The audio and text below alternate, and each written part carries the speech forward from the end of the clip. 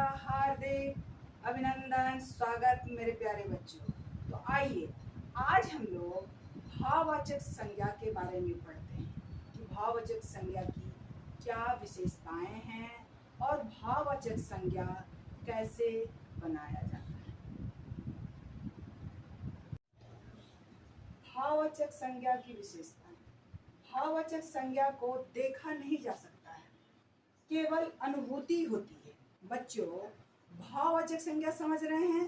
सुख, दुख, हर्ष, विषाद आदि जितने भी भाव हैं, दया, ममता, करुणा, तो उसे हम देख नहीं सकते हैं, उसको सिर्फ क्या करते हैं, फील करते हैं, उसकी अनुभूति होती है।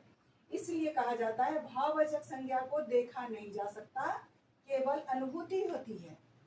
भाववाचक संज्ञा की गिनती नहीं की जा सकती कि भाववाचक संज्ञा को हम गिन नहीं सकते हैं। कुछ ही संज्ञाएं मूल रूप से भाववाचक संज्ञा होती हैं कि कुछ संज्ञा सिर्फ मूल रूप से भाववाचक संज्ञा होती है। अब आगे देखिए, अधिकांश भाववाचक संज्ञा जातिवाचक, व्यक्तिवाचक संज्ञा, सर्वनाम, क्रिया, विशेषण और अव्यय पद में प्रत्यय जोड़कर बनाई जाती है। कि अधिकांश भाववाचक संज्ञा जो है जातिवाचक संज्ञा से, व्यक्तिवाचक संज्ञा से, क्रिया से, सर्वनाम से और विशेषण से और अव्यय पद से बनाई जाती है। तो चलिए बच्चों, हम आगे देखते हैं कि कैसे जातिवाचक, व्यक्तिवाचक संज्ञा आदि से कैसे भाववाचक संज्ञा बनाई जाती है। देखिए कि कैसे हम जातिवाचक संज्ञा से भाववाचक संज्ञा बनाते हैं। जातिवाचक संज्ञा से भाववाचक संज्ञा, लड़का, लड़कपन, मैं बताई हूँ कि इसमें प्रत्यय जुड़ता है। लड़का में पन प्रत्यय जुड़ने से बन गया लड़कपन, मित्र में ता प्रत्यय जुड़ने से बन गया मित्रता, दानव में ता प्रत्यय जुड़ने से बना दानवता। तो ये 2-3 उदाहरण मैं यहाँ दी हूँ, लड़का, लड़कपन, मित्र, मित्रता, दानव, दानवता।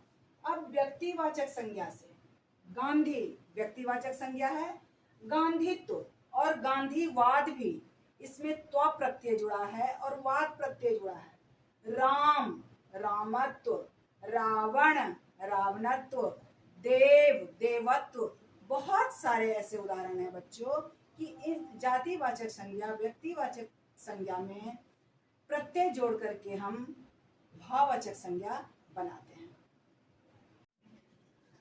बच्चों देखो, सर्वनाम से कि सर्वनाम से भाववाचक संज्ञा कैसे बनाते हैं। सर्वनाम से भाववाचक संज्ञा, अहम, अहं से अहंकार, निज, निज से निजत्व या निजता, अपना से अपनापन, अपनत्व, सब में प्रत्यय जुड़ा है बच्चों, इसको ध्यान देना है।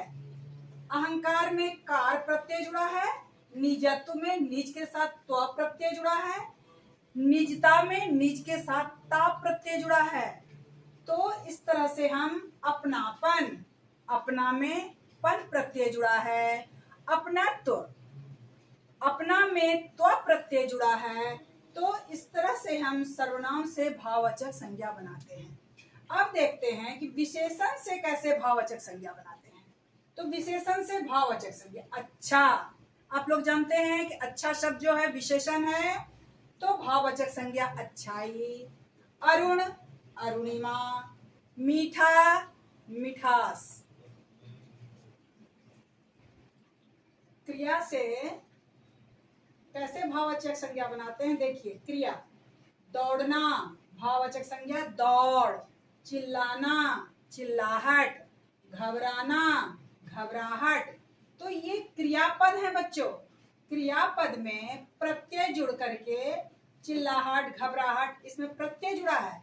लेकिन यहाँ ना, दौड़ना में से, क्रिया में से ना को हटा करके बन गया भाववाचक संज्ञा दौड़, चिल्लाना में आहट प्रत्यय जुड़ करके बना है चिल्लाहट, घबराना में आहट प्रत्यय जोड़ करके बना है घबराहट। अब अव्यय से, अव्यय आप लोग जानते ही हैं, अव्यय को हम अविकारी शब्द कहते हैं। अविकारी शब्द कि जिसमें लिंग, वचन, कारक, काल आदि के आधार पर कोई परिवर्तन ना हो, अविकारी शब्द याद कीजिए बच्चों, आप लोग प्रयोग के आधार पर शब्द भेद में पढ़े हैं, विकारी शब्द और अविकारी शब्द।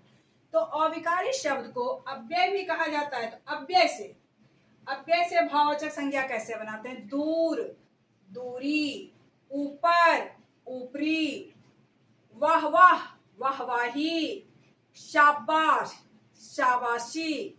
तो समझ गए बच्चों? यहां तक समझने में कोई दिक्कत नहीं कि कैसे संज्ञा, जातिवाचक संज्ञा, व्यक्तिवाचक संज्ञा, क्रिया, अव्यय, ये विशेषण, ये सबसे कैसे हम भाववाचक संज्ञा बनाते हैं, कैसे भाववाचक संज्ञा का निर्माण होता है, ये आप लोग समझ गए अच्छी तरह से। तो अच्छी तरह से भाववाचक संज्ञा की विशेषताएं और भाववाचक संज्ञा कैसे बनाई जाती है, इसको अच्छी तरह से आप सीखिए। ठीक है, धन्यवाद बच्चों, बाय।